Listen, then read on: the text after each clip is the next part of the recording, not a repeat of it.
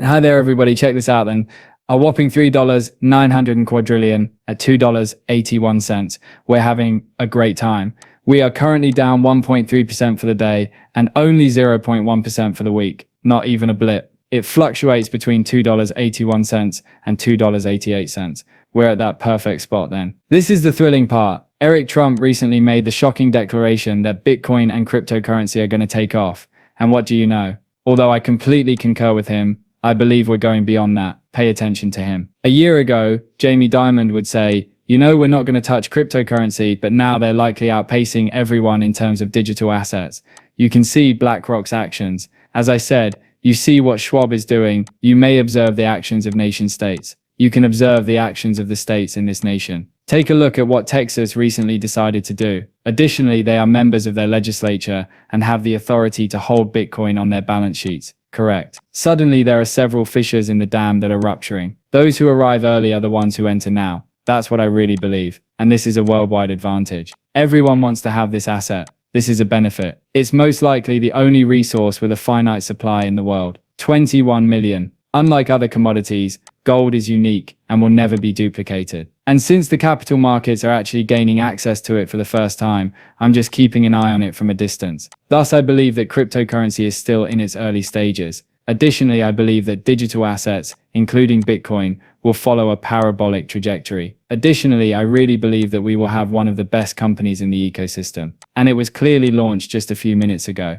Boom, there we have it. You see, I absolutely agree with his perspective on the whole cryptocurrency space, including Bitcoin and much more. This is where I start to get really thrilled, though. The projects that have real-world applications are going to blow up. I'll be dropping the receipts in a moment, so stay put. Okay, have a look at this stunning data set. Plot twist, there is a 100% chance that rate cuts will occur in September. There is even an 8% chance that we are discussing a monster half-point cut. For those who are keeping score, that is 50 basis points. This is the golden rule that history has repeatedly taught us. When interest rates decline, cryptocurrency and markets go crazy. Crypto is going to the moon, man. Mark this month on your calendars, because we're talking about pure market dynamite. When that rate decrease occurs, it will undoubtedly fire the market stocks in all sectors. Indeed, cryptocurrency is also embracing this trend. But hold on, things get even stranger. In this shocking joint statement, the SEC and CFTC essentially told the US and foreign boards of trade,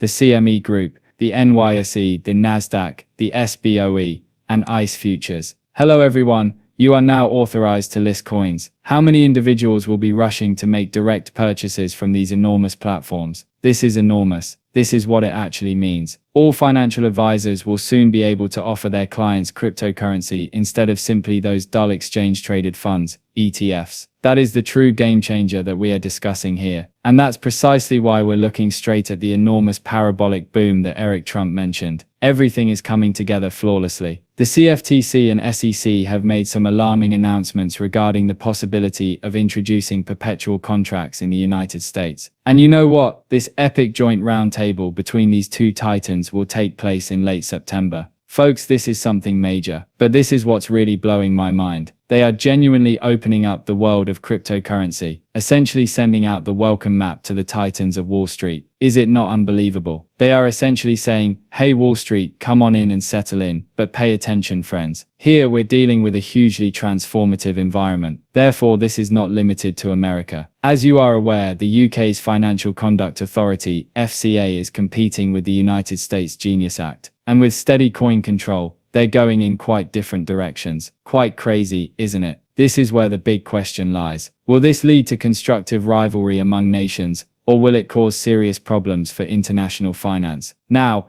I won't bore you by going over every single detail. Instead, I'll just highlight the most important points. Here is what we truly need to understand about this entire situation. The Genius Act is currently taking place in the United States. This is where the true interest lies. Although they are pursuing quite different strategies, both regions are vying to establish stable coin regulations. The United Kingdom is going all banking. Consider strict regulation, significant protections, and essentially treating this as you would traditional financial services. In the meanwhile, the US is concentrating on maintaining reliable payment networks and ensuring that federal and state agencies agree on who should control what. This is where the big question lies. Will these disparate strategies lead to smooth interoperability, healthy competition between nations, or just a ton of headaches? People, that will depend on how well you execute. How well do they implement these regulations and maintain the flexibility necessary to adapt to a market that is undergoing literal change every day? At the macro level, what we are currently seeing is just amazing. We're actually witnessing the construction of these enormous bridges. Here's the thing now. We already know that Ripple and the Bank of England are developing a significant cooperation, don't we? This announcement provides us with even more confirmation. The message is really apparent, even though it's in a different language. Ripple was their choice.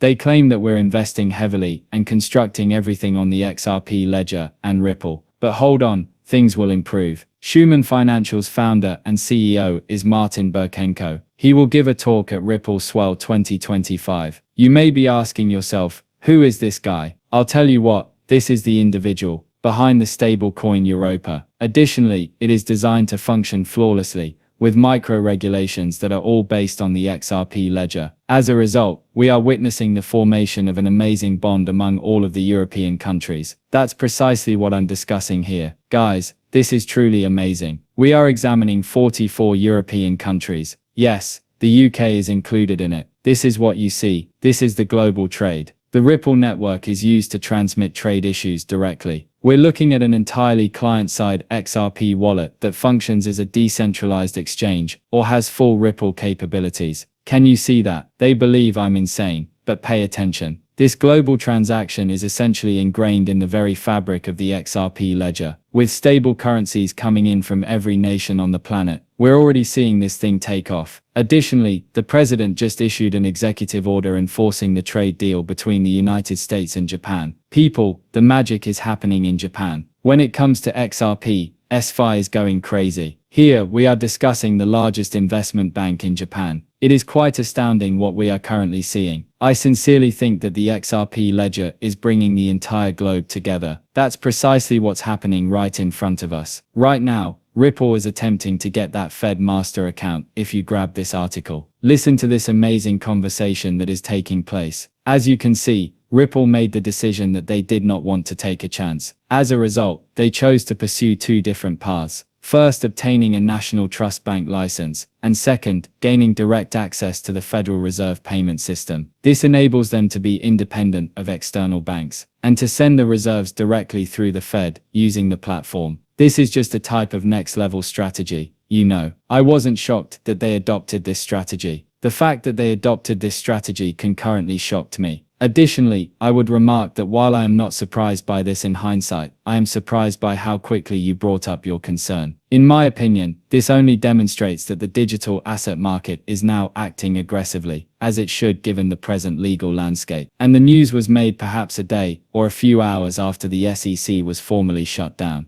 Officially, the SEC lawsuit was recently dropped. I therefore believe that was an additional factor that was involved. Bob, you mentioned it briefly, but I would really appreciate it if you could provide a brief, concise summary of how Circle's strategy differs from Ripple's. Technically speaking, Circle USDC is currently operational across several blockchain networks. It began on Ethereum and is currently active on what are likely more than a dozen separate blockchain networks. The network of Ripple is home to RLUSD. I believe that this is a significant difference between Circle's approach and Ripple's, at least for the time being. Ripple's strategy is to really try to own and control the infrastructure at every angle of these offerings, even going so far as to try to get access to a master account at the Federal Reserve. And it will be